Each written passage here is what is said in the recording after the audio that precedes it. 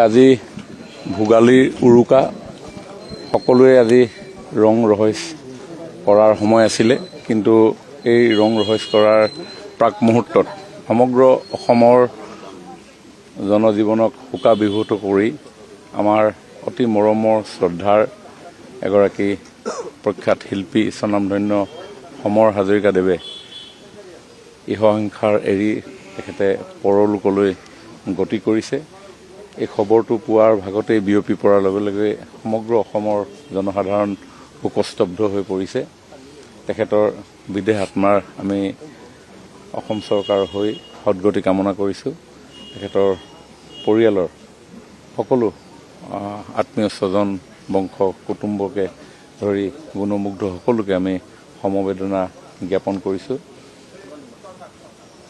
এই হাজৰিকা পৰিয়ালটোৱে অসমৰ সাংস্কৃতিক ক্ষেত্ৰখনলৈ আগবঢ়াই অহা বৰঙণি সৰ্বজন বিদিত ডক্টৰ ভূপেন হাজৰিকা দেৱৰ কনিষ্ঠ ভাতৃ সমৰ হাজৰিকাদেৱেও তেওঁৰ জীৱনকালত তেখেতৰ সৃষ্টিৰাজিয়ে অসমৰ সাংস্কৃতিক ক্ষেত্ৰখন সমৃদ্ধ কৰি থৈ গৈছে।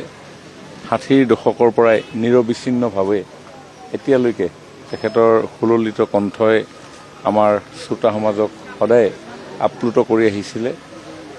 তেওঁৰ সৃষ্টিয়ে সদায় নতুন প্ৰজন্মক, ভৱিষ্যতৰ প্ৰজন্মক অনুৰণিত কৰি থাকিব।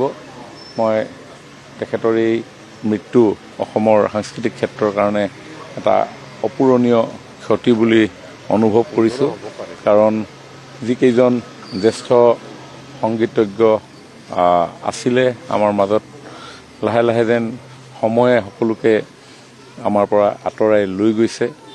মৃত্যু চিৰন্তন সত্য, কিন্তু কিছু মৃত্যুৱে যি ক্ষতি কৰি থৈ যায় সেইটো পূৰাব নোৱাৰা ক্ষতি। সমৰ হাজৰিকাদেৱৰ মৃত্যু তেনেধৰণৰ এটা ক্ষতি। গতিকে তেখেতক এই শেষ সময়ত আমি আমাৰ অসমৰ ৰাইজৰ হৈ অসম চৰকাৰৰ তৰফৰ পৰা তেখেতৰ অন্ত্যেষ্টিক্ৰিয়াত সৰ্বোচ্চ সন্মানেৰে আমি তেখেতক বিদায় দিবৰ কাৰণে ইতিমধ্যে মুখ্যমন্ত্ৰী ডাঙৰীয়াই সিদ্ধান্ত গ্ৰহণ কৰিছে, আৰু তেখেতৰ অন্ত্যেষ্টিক্ৰিয়াত ৰাজ্যিক সন্মানেৰে আমি তেখেতক শেষ বিদায় জনাম। আৰু এই মুহূৰ্তত মোৰ আৰু এটা কথা আপোনালোকৰ জৰিয়তে ৰাইজক জনাব বিচাৰোঁ যে আজি কেইটামান দিনৰ আগত, ৬-৭ দিনৰ আগত প্ৰতি বছৰে আমাৰ চৰকাৰৰ তৰফৰ পৰা শিল্পীসকলৰ প্ৰতি সন্মান জনাই বিভিন্ন বঁটা যি প্ৰদান কৰি অহাৰ পৰম্পৰা আছিলে, শিল্পী দিৱসৰ দিনা আমাৰ সেই পৰম্পৰা আমি ৰক্ষা কৰোঁ, আৰু তাৰ প্ৰাক মুহূৰ্তত সেই বঁটাসমূহৰ কাৰণে আমি বিভিন্ন ব্যক্তিক আমি নিৰ্বাচিত কৰোঁ। এইবাৰৰ যিটো শিল্পী বঁটা আছিলে, এই শিল্পী বঁটাৰ বাবেও আমি সমৰ হাজৰিকাদেৱক আমাৰ ৰাজ্যিক নিৰ্বাচন সমিতিয়ে তেখেতক নিৰ্বাচিত কৰি ৰাখিছিল। আনুষ্ঠানিকভাৱে আমি ঘোষণা কেইদিনমানৰ পিছত কৰাৰ কথা আছিল, কিন্তু দুখৰ বিষয় যে জীৱিত অৱস্থাত আমি তেখেতৰ প্ৰতি আগবঢ়াবলগীয়া যিটো সন্মান, সেই সন্মান আমি হাতে হাতে তেওঁক প্ৰদান কৰিব নোৱাৰিলোঁ। সেইটো এটা খুব দুখ লগা কথা আমি সকলোৱে অনুভৱ কৰিছোঁ। আমাৰ সাংস্কৃতিক সঞ্চালক ডাঙৰীয়া ইয়াতে আছে, আমি সেই কথাটোকে পাতি আছোঁ যে এসপ্তাহৰ আগত আমি তেখেতৰ প্ৰতি সন্মান জনোৱাৰ সিদ্ধান্ত গ্ৰহণ কৰিছিলে, কিন্তু আজি তেখেতে আমাৰ মাজত নাই। তথাপিও আমি এই বঁটা তেখেতক মৰণোত্তৰভাৱেও আমি প্ৰদান কৰিম। মই তেখেতৰ পুনৰ আত্মাৰ সদগতি কামনা কৰি ভগৱানৰ ওচৰত প্ৰাৰ্থনা জনাইছোঁ। ইতিমধ্যে আমি পৰিয়ালৰ লগত প্ৰাৰম্ভিক কথাখিনি আমি আলোচনা কৰিছোঁ। যিহেতু সমৰদাই আকাশবাণীৰ জৰিয়তে তেখেতে এই সংগীত ক্ষেত্ৰখনত আত্মপ্ৰকাশ কৰিছিলে, গতিকে আকাশবাণী কেন্দ্ৰলৈ তেখেতৰ নশ্বৰ দেহ লৈ যোৱাৰ এটা কথা চলি আছে।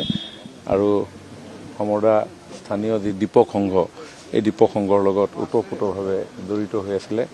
দীপক সংঘৰ ৰাইজেও তেখেতক তাত শেষ দৰ্শনৰ কাৰণে নিবৰ কাৰণে আহ্বান জনাইছে।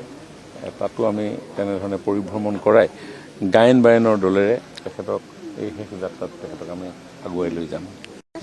হয়, আজি ভোগালীৰ উৰুকা, সকলোৱে আজি ৰং ৰহইচ কৰাৰ সময় আছিলে, কিন্তু এই ৰং ৰহইচ কৰাৰ প্ৰাক মুহূৰ্তত সমগ্ৰ অসমৰ জনজীৱনক শোকাবিভূত কৰি আমাৰ অতি মৰমৰ শ্ৰদ্ধাৰ এগৰাকী প্ৰখ্যাত শিল্পী স্বনামধন্য সমৰ হাজৰিকাদেৱে ইহসংসাৰ এৰি তেখেতে পৰলোকলৈ গতি কৰিছে।